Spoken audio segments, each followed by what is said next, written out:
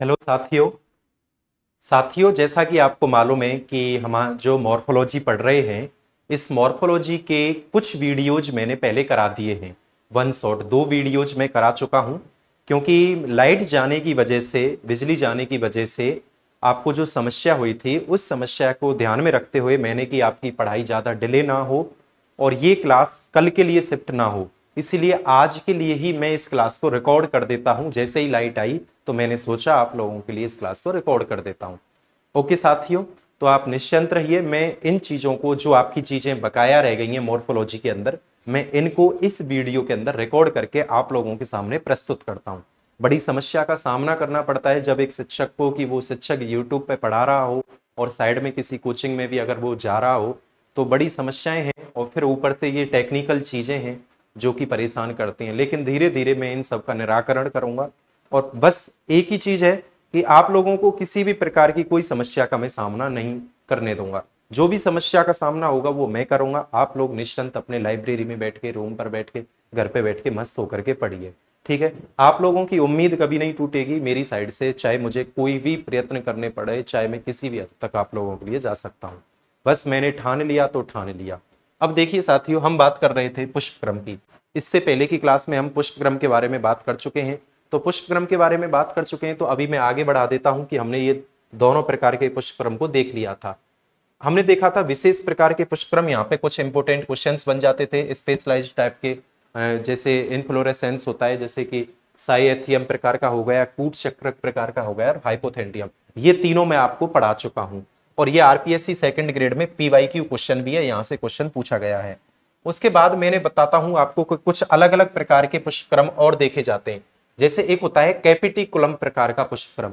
कैपिटिकुलम प्रकार के पुष्पक्रम को हिंदी में मुंडक प्रकार का पुष्पक्रम कहा जाता है। ये सूर्यमुखी के अंदर देखा जाता है, सनफ्लावर के अंदर। ये सबसे एडवांस टाइप का इन्फ्लोरेसेंस होता है, सबसे विकसित प्रकार का पुष्पक्रम होता है।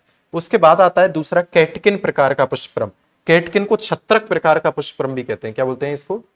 कैटकिन, मंजरी बोलते हैं शायद इसको हिंदी में, तो आप तो इंग्लिश में याद रख लेना। कैटकिन प्रकार का पुष्पक्रम ये सहतूत या मलबेरी के अंदर आपको देखने को मिलता है, कैटकिन प्रकार का। एक होता है साथियों अम्बेल प्रकार का।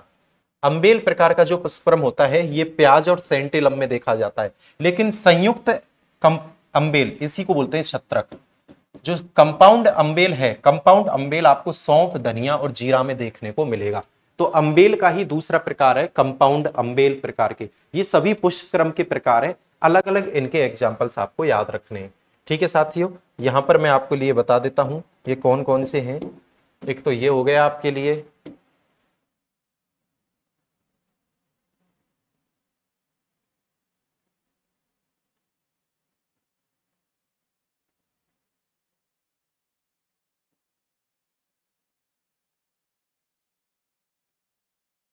ठीक है, प्याज और सेंटिलम। ठीक है ना। एक होता है स्पेडिक्स। स्पेडिक्स प्रकार का जो होता है ये मक्का और केला में देखने को मिलता है। किस में देखने को मिलता है? मक्का और केला में देखने को आपको मिलेगा। स्पेत क्या होता है? ये सहपत्र होता है। स्पेत या स्पेथी ये सहपत्र होता है, ब्रेक्ट होता है। सहपत्र, पुष्प के साइड में एक सहपत्र होता है, ब्रेक्ट बोलते हैं इसको इंग्लिश में। अगर ये पुष्पों के साथ होगा तो सहपत्री और नहीं होगा तो असहपत्री। और इसका एग्जाम्पल क्या होता है? बनाना होता है। तो स्पेथ का एग्जाम्पल क्या होता है? बनाना होता है। यहां से भी आप याद रख सकते हो क्वेश्चंस के लिए, बहुत अच्छी स्लाइड है आपके लिए। उसके बाद साथियों अगर मैं बात करूं तो पुष्प, पुष्प क्या होता है? एक रूपांतरित प्रहो होता है। क्या होता है? रूपांतरित प्रहो। ठीक है साथियों। ड्यू टू सेक्सुअल रिप्रोडक्शन, लैंगिक जनन के लिए, लैंगिक जनन के लिए पुष्प क्या हो गया है? रूपांतरित हो गया है। ठीक है ना। तो पुष्प के अलग अलग भाग हैं, आपने देख रहे होंगे कि पुष्प के कितने चक्र होते हैं? 2 चक्र होते हैं पुष्प के पास, 2 बोल्स होते हैं, 2 चक्र। एक होता है सहायक चक्र। कौन सा होता है? सहायक चक्र, असेसरी बोल्स। एक होते हैं अनिवार्य चक्र, कंपल्सरी बोल। अनिवार्य चक्र जो होता है ये होते हैं पुमंग यानी नर और मादा। नर और मादा का मतलब हो गया यहाँ पर पुमंग यानी एंड्रोसियम और गाइनोसियम, जायांग, पुमंग और जायांग। सहायक चक्र में होते हैं आपके बायदल और दल, मतलब कैलिक्स, कोरोला, सेपल और पेटल। उसके बाद अगर मैं सबसे पहले बात करता हूं कि पुष्प की समिति, सिमिट्री ऑफ फ्लावर, सिमिट्री की बात करता हूं साथियों, तो सिमेट्री यानी पुष्प के 3 प्रकार से सममिति हो सकती है। एक तो ऐसा कि जब पुष्प को आप किसी भी अक्ष से काटो, जब पुष्प को आप किसी भी अक्ष से, किसी भी एक्सिस से 2 इक्वल पार्टों में डिवाइड करोगे तो वहां पर फ्लावर अगर डिवाइड नहीं हो तो उसको बोलते हैं असम्मिति। ऐसा मिलता है कैना के अंदर। किसके अंदर मिलता है? कैना के अंदर। फिर क्या होता है? एक व्यास सम्मित। एक व्यास सम्मित का मतलब होता है किसी एक एक्सिस से आप क्या कर रहे हो, एक एक्सिस से आप क्या कर रहे हो, 2 पार्टों में डिवाइड कर रहे हो। इसको एग्जाम्पल, सीधे सीधे एग्जाम्पल आपसे पूछेगा तो इसके लिए याद करने के लिए ट्रिक है, इसको इंग्लिश में जाइगोमॉर्फिक कहते हैं और ये इसका प्रतीक चिन्ह है, ऐसे आपको रिप्रेजेंट करना होता है। याद कैसे रखेंगे? एक बन रहा है तो देखो इसमें भी एक बन रहा है, तो एक व्यास सम्मित के लिए ऐसा रिप्रेजेंटेशन है। याद करने की ट्रिक है, पिया बिन गुल जिया कैसे। पिया मतलब पी, बिन यानी बीन, सेम, गुल यानी गुलमोहर, जिया मतलब जाइगोमॉर्फिक। ये ट्रिक किसकी है? जाइगोमॉर्फिक की है। कैसे यानी केशिया। तो आपको कभी ये क्वेश्चन गलत नहीं होगा कि पुष्प की सम्मिति को लेकर, पुष्प की सम्मिति को लेकर आपके लिए कभी क्वेश्चन गलत नहीं होगा। आपको याद रखना है जाइगोमॉर्फिक की ट्रिक क्या है, पिया बिन गुल जिया कैसे।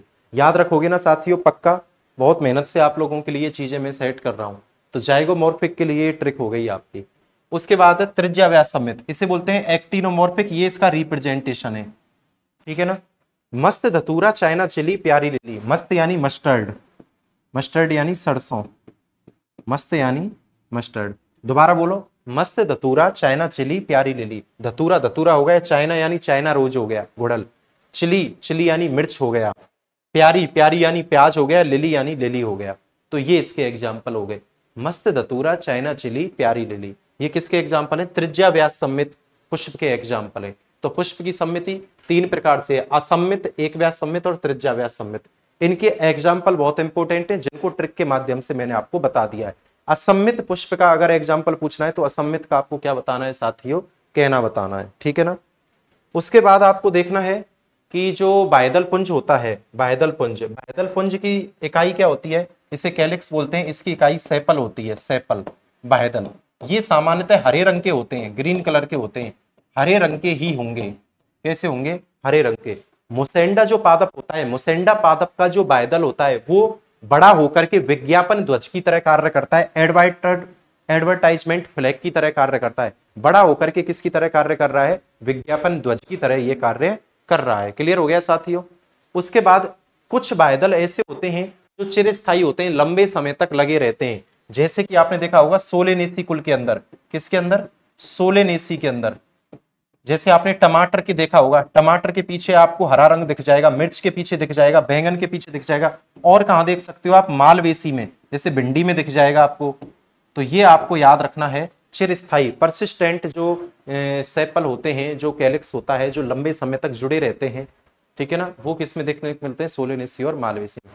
पेपस क्या होता है? सूर्यमुखी में, सूर्यमुखी में क्या होता है? जो बायदल होते हैं ये रोम समान गुच्छे, रोम समान संरचना में बदल जाते हैं, रोम समान संरचना में, हेयर लाइक स्ट्रक्चर में, और फलों के प्रकीर्णन में सहायता करते हैं, फलों के प्रकीर्णन में, फलों के प्रकीर्णन में सहायता करते हैं, ठीक है ना। आपने देखा भी होगा पेपस को, पेपस ऐसे हेयर से होते हैं, वो हवा में उड़ते रहते हैं, लोग छोटे छोटे बच्चे उनको पकड़ने का भी काम करते हैं।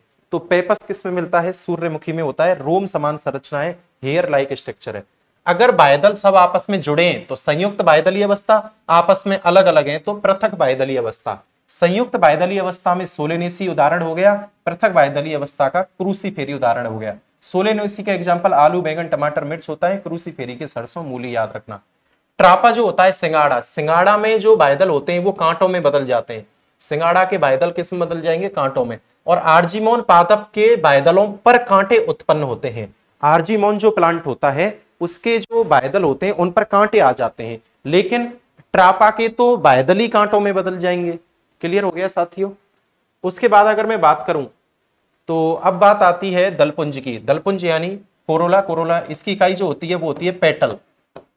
आपने सुना होगा पंखुड़ी, या तो ये गुलाब की सी, तो इनको पंखुड़ी भी कहते हैं। ये सामान्यतः रंगीन होते हैं, कलरफुल होते हैं, रंगीन। कैसे होते हैं? कलरफुल। ये लिख दिया मैंने। तो पॉलिनेशन के लिए हेल्प करेंगे, किस में हेल्प करेंगे? पॉलिनेशन में हेल्प करेंगे। किस में हेल्प करेंगे? ये पॉलिनेशन में हेल्प करेंगे दलपुंज। आगे बात समझ में? वही दो स्थिति होंगी, वही दो स्थिति होंगी। कौन कौन सी?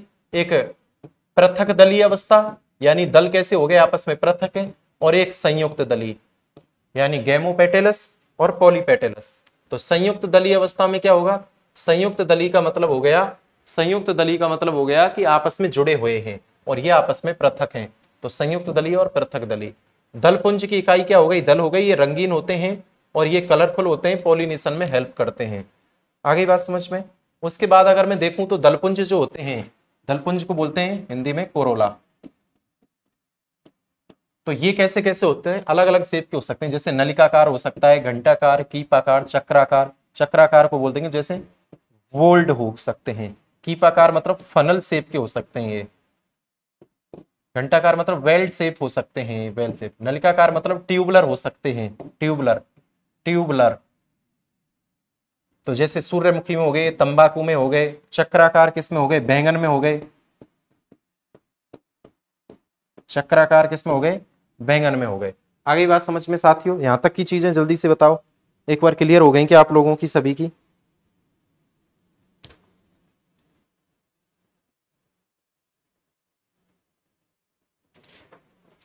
हाँ जी, चलो चलो ठीक है ठीक है ठीक है।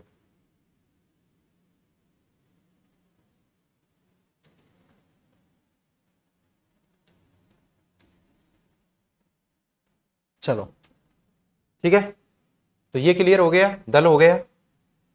उसके बाद इनके प्रकार हो गए, कोरोला, कोरोला की यूनिट क्या हो गई, पेटल। और ये अलग अलग शेप के हो सकते हैं, tubular, bell shape, funnel shape, whorled. बैंगन इसका एग्जांपल हो गया, तंबाकू ये धतूरा हो जाएगा यहाँ पर, धतूरा। ठीक है ना। अब क्या होगा, अगर एक कंडीशन मानिए कि अगर एक कंडीशन मानो आप कि मान के चलो अगर बाह्यदल और दल एक जैसे हो जाएं दिखने में, मतलब कैलिक्स और कोरोला सेम सेम के दिख रहे हैं, कैलिक्स प्लस कोरोला एक जैसे हो गए, एक जैसे, तो एक जैसे हो गए कैलिक्स कोरोला, तो आपको साथियों इसको बोलेंगे परिदल पुंज, पेटेलॉइड, परिदल, परिदल जैसा मिलेगा आपका लिलिएसी कुल में, लिलिएसी फैमिली में परिदल बोलते हैं उसको, पेरियंथ बोला जाता है, पेरियंथ, पेरियंथ। जब कैलिक्स और कोरोला एक जैसे हो जाते हैं तो उसको क्या बोलते हैं, पेरियंथ बोला जाता है। क्लियर हो गया। उसके बाद पुष्पदल विन्यास, मतलब कि दल एवं बाह्यदलों का विन्यास होता है, पुष्पदल विन्यास होता है। और यहां से बहुत पॉपुलर क्वेश्चन आते हैं। ये पहला होता है कोरस्पर्शी प्रकार का, कोरस्पर्शी, इसको इंग्लिश में वॉलवेट बोलेंगे, क्या बोलेंगे, वॉलवेट। ये होता है व्यावर्तित प्रकार का, इसको ट्विस्टेड बोलते हैं, ट्विस्टेड। ये होता है एम्ब्रिगेट, कोर्ड छोदी, कोर्ड छाती, एम्ब्रिगेट, कोर्ड छाती। और ये होता है वैक्सुलरी, वैक्सुलरी, ठीक है ना, वैक्सुलरी। इसका एग्जांपल क्या होता है, पेपिलियोनेटी फैमिली, यानी सेम बीन जो होता है। कोर्ड छाती में कौन होता है, केसिया और गुलमोहर, केसिया और गुलमोहर। व्यावर्तित का एग्जाम्पल क्या होता है, इनका एग्जाम्पल होता है इसका कपास, भिंडी और गुड़हल। ये तीनों ही मालवेसी कुल के सदस्य हैं। तो ट्रिक है इसकी, याद करने की ट्रिक है, माल में ट्विस्ट है, माल में ट्विस्ट है, बोलते हैं ना ऐसे, माल में भाई बहुत ट्विस्ट है। तो माल मतलब मालवेसी, और मालवेसी में क्या है, ट्विस्ट, ट्विस्ट मतलब ट्विस्टेड प्रकार का एस्टिवेशन है। तो माल में ट्विस्ट है, तो मतलब मालवेसी कुल के सदस्यों में कैसा है, ट्विस्टेड। ये कौन सा होता है, ये कैलोट्रोपस में होता है, कैलोट्रोपस में। कोरस्पर्शी, ये कोनों से टच कर रहा है, इसमें एक का एक सिरा अंदर है, एक बाहर है, एक अंदर एक बार, एक अंदर एक बार, एक अंदर एक बार। इसमें एक अंदर है, एक पूरी तरह बाहर है और शेष व्यावर्तित है। इसमें क्या होते हैं, ये 5 होते हैं। ये सबसे बड़ा जो होता है इसको बोलते हैं ध्वज, क्या बोलते हैं, ध्वज, ठीक है ना। 2 साइड वाले जो होते हैं ये और ये कहलाते हैं पंख, विंग्स, विंग्स, दो ध्वज हैं, एक ध्वज है, दो विंग्स हैं, और ये छोटे छोटे दो कील हैं। तो कील, तो कोई कील या नौतल बोलते हैं, तो ये दो हो गए, ये एक और एक ही हो गया, एक ही हो गया, तो 5 होते हैं। तो पेपिलियोनेसी फैमिली के अंदर, पेपिलियोनेसी फैमिली के अंदर सेम जिसका एग्जाम्पल है, पेपिलियोनेसी फैमिली में 5 बायदल होते हैं, जिसमें से एक ध्वज होता है, ठीक है ना, और दो क्या होते हैं, विंग्स होते हैं, और दो कौन होते हैं, कील होते हैं। तो पूछे आपसे कि कील, कील कौन किसकी विशेषता है, तो कील पेपिलियोनेसी फैमिली की विशेषता है। पेपिलियोनेसी, पेपिलियोनेसी उपकुल की विशेषता है,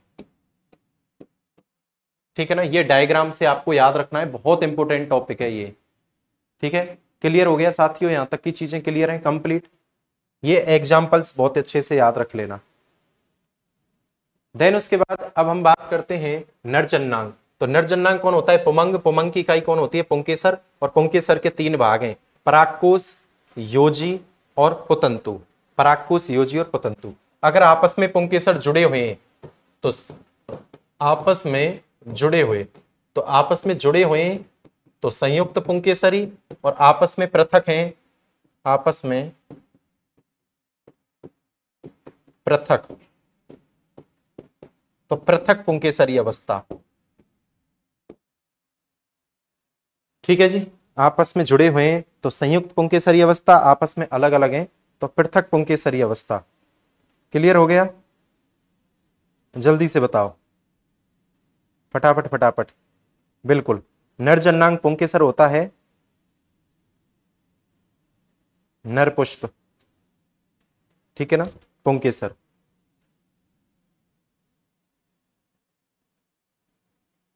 अब देखियो आगे क्या होता है कि 3 कंडीशन है, 3 कंडीशन है आपकी,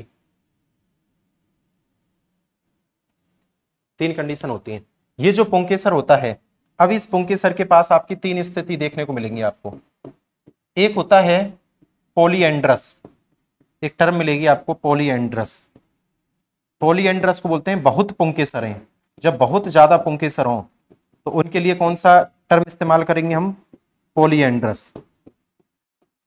एक होता है स्टेमिनॉइड, स्टेमिनॉइड का मतलब है बंध्य पुंकेसर, जो जनन नहीं कर सकते, बंध्य पुंकेसर, नॉन फर्टाइल हैं। कैसे होते हैं, नॉन फर्टाइल। और एक होता है स्टेमन या स्टेमिनेट, स्टेमिनेट कहा जाता है नर पुष्प को। तो आप याद रखना, स्टेमिनेट और स्टेमिनॉइड में अंतर है, स्टेमिनेट और स्टेमिनॉइड में अंतर है। स्टेमिनॉइड का मतलब है बंध्य पुंकेसर, जो जनन नहीं कराएंगे, नरजन्नांग है ना, ये परागकण वगैरह बनवाता है। स्टेमिनेट का मतलब क्या होता है, नर पुष्प होता है। पुंकेसरों का आसंजन, पुंकेसरों का आसंजन है मतलब पुंकेसर अलग, जब पुंकेसर पुष्प के अन्य भाग से जुड़ा हो, अन्य भाग से जुड़ा हो, जब पुंकेसर पुष्प के अन्य भाग से जुड़ा हो, अदर पार्ट से जुड़ गया, जैसे दल लग्न पुंकेसर, दल लग्न पुंकेसर मतलब जब पुंकेसर किससे जुड़ गया, दलों से जुड़ गया। परिदल लग्न पुंकेसर,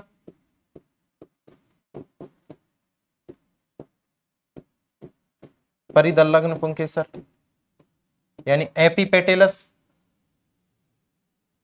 आगे बात समझ में, हाँ जी बताओ, यहां तक किसी को कोई प्रॉब्लम। दल लग्न पुंकेसर में, परिदल लग्न पुंकेसर में, दल लग्न पुंकेसर सोलेनेसी में, परिदल लग्न पुंकेसर लिलिएसी में, दल लग्न पुंकेसर।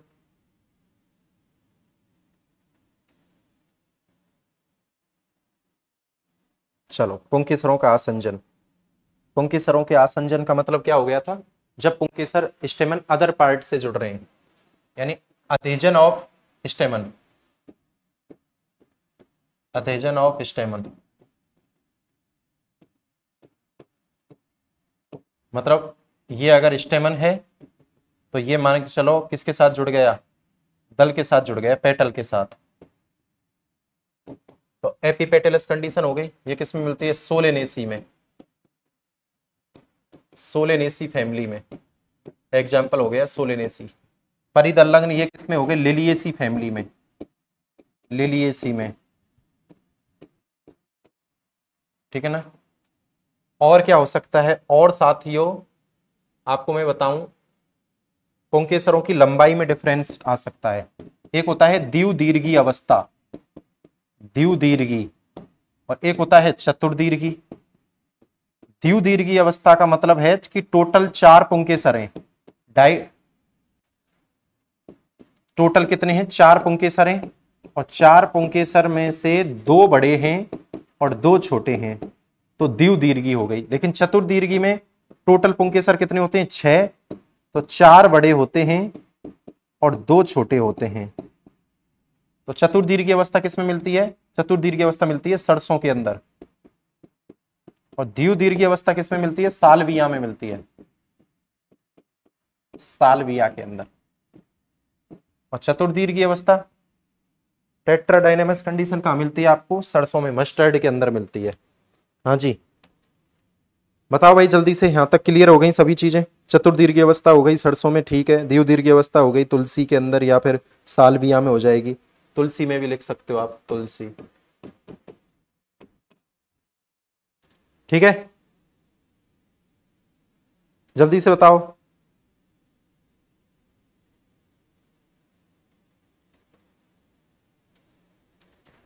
यहां तक की चीजें क्लियर हो गई क्या आपकी, फटाफट। पुंकेसरों का आसंजन, मतलब पुंकेसर जो होते हैं, स्टेमन जो होता है वो फ्लावर के अदर पार्ट से जुड़ गया है, ठीक है। अब क्या होगा अगले पॉइंट पे, पुंकेसरों का क्या होगा, ससंजन। ससंजन का मतलब है पुंकेसर प्लस पुंकेसर, स्टेमन प्लस स्टेमन, यानी कोहेजन ऑफ स्टेमन, कोहेजन ऑफ स्टेमन।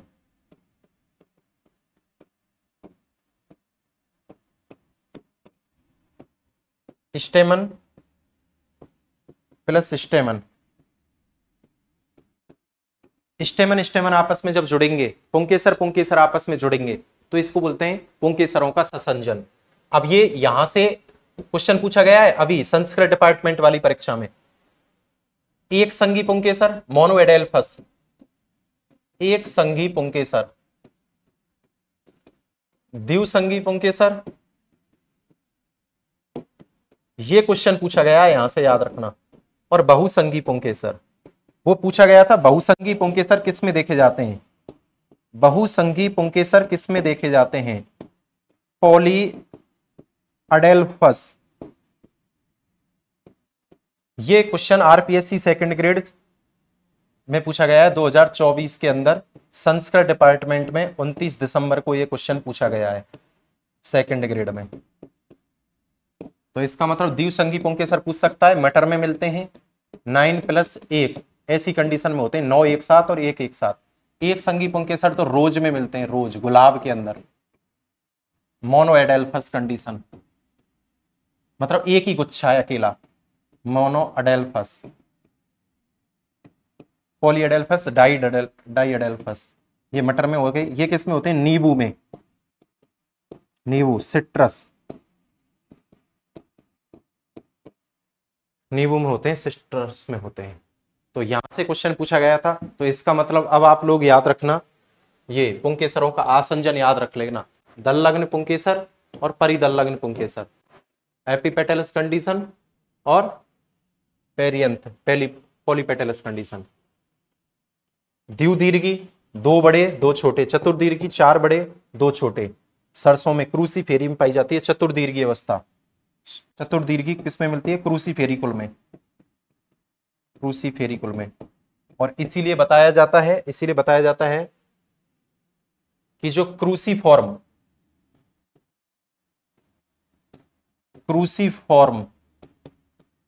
जो दल पाए जाते हैं, क्रूसीफॉर्म दल, वो क्रूसीफेरी कुल में पाए जाते हैं, क्रूसीफेरी कुल में, मतलब क्रॉस फॉर्म में दल पाए जाते हैं, ऐसे क्रॉस फॉर्म के दल, इसीलिए क्रूसीफेरी कुल है। और ये क्रूसीफेरी कुल कौन सा हो गया, मस्टर्ड फैमिली, सरसों का जो कुल होता है।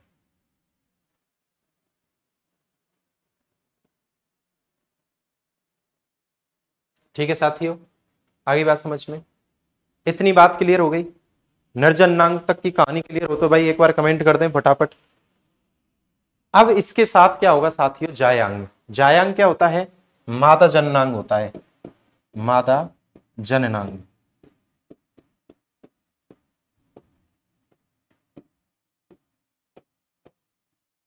ठीक है ना? क्या होता है? मादा जननांग होता है। क्लियर हो गया?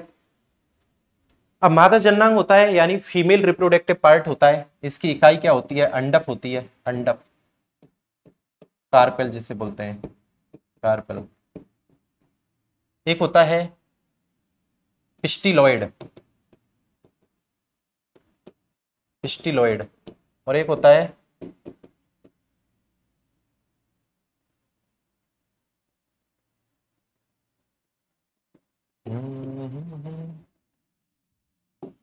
पहले तो ये सीख लो कि जायांग की इकाई क्या होते हैं? स्त्री केसर, स्त्री केसर कह दो या अंडक कह दो, अंडक को कार्पेल कहते हैं। इसके तीन भाग होते हैं, वर्तिकाग्र, वर्तिका और अंडाशय।